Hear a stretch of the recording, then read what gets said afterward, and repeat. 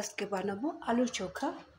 আলু চোখাও বলতে পারো, আলু ভর্তাও বলতে পারো, আলু পিটিকাও বলতে পারো, যেইভাবে বলতে পারো বলবে। প্রথমেই শুকনো কড়াইতে আমি শুকনো লঙ্কা দিয়ে দেব। আলুটা আমি ভালো করে মেখে রেখেছি। আলুটা খুব ভালো করে সিদ্ধ করে নেবে। দেখতে থাকো।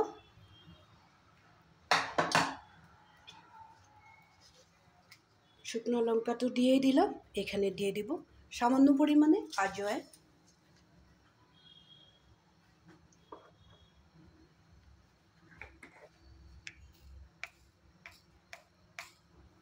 কালো জিরাটা একটু বেশি করে দিয়ে দিলাম।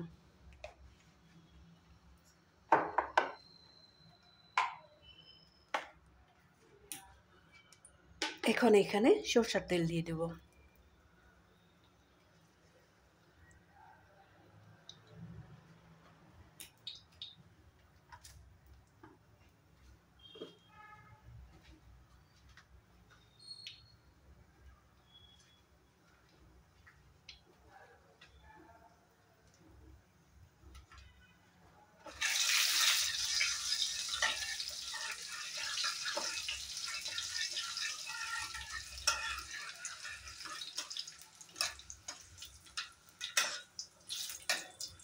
শুকনো লঙ্কাগুলো একটু বেশি করেই ভেজে নেবে।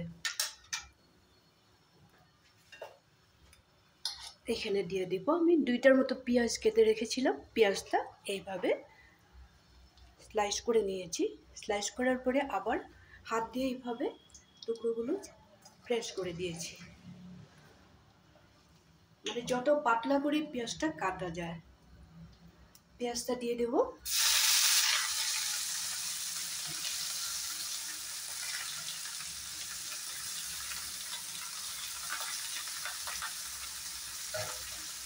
পেঁয়াজের সাথে 2-1টা কাঁচা লঙ্কাও দিয়েছি।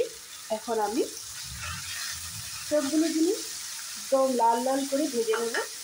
লাল লাল বলতে একটু ব্রাউন কালার যখন হবে তখন আমি গ্যাসের ফ্লেমটা কমিয়ে দেব। ভালো করে আগে ভেজে নেব।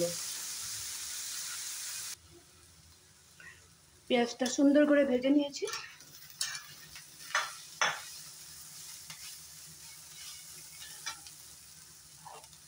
এখন এখানে মেখে রাখা আলু সিদ্ধটা দিয়ে দেব।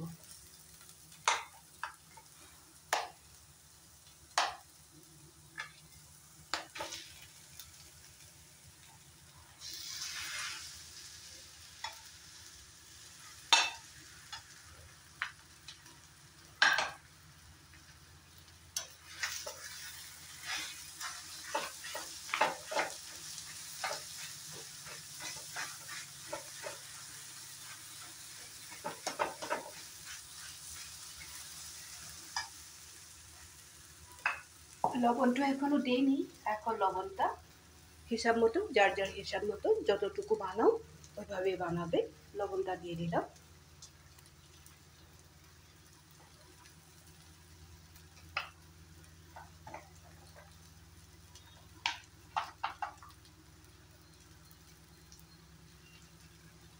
একদম কম পরিমাণে একটু গোলমরিচের গুঁড়া দিয়ে দিলাম।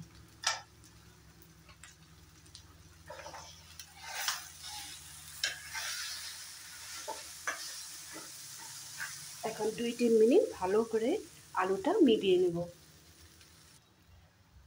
এখন এখানে কেটে রাখা ধনে পাতাটা দিয়ে দিলাম। ধনে পাতাটা দিয়ে আবার মিলিয়ে নেব। সবগুলো জিনিস ভালো করে মিলিয়ে নিয়েছি। আর এখন আমি গ্যাসের ফ্লেমটা অফ করে দিলাম।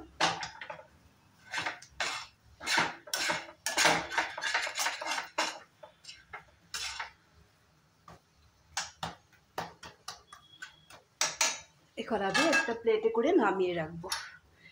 বাকি থাকা ধনে পাতাটাও দিয়ে দিব এখানে। একদিন খালি এইভাবে ডালের সাথে বানিয়ে খেয়ে দেখো। এই আলু চোখাটা খুব বেশি টেস্টি হয়।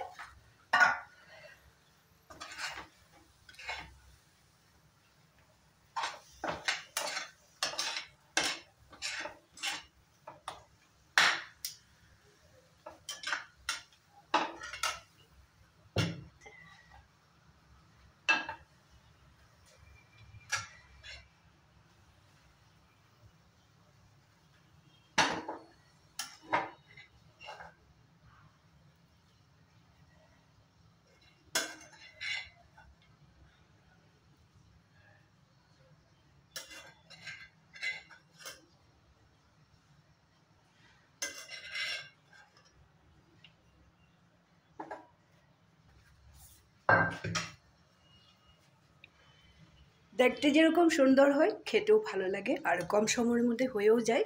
সবসময় তো আমরা এমনি কাঁচা তেল দিয়ে বা নুন দিয়ে পেঁয়াজ কাঁচা লঙ্কা এগুলো দিয়ে তো মেখে খাই। এইভাবে একবার ভেজে ভেজে বানাবে তো খুব বেশি টেস্টি হয়। এটা হলে আর কিচ্ছু লাগবে না, বললাম খালি খেয়ে দেখবে। যদি ভালো লেগেছে এই রেসিপিটা তাহলে তোমরা লাইক শেয়ার করবে, কমেন্ট করতে ভুলবে না। বানিয়ে খাবে কিন্তু, খুব বেশি সহজ। তাহলে আজকের জন্য রাখি।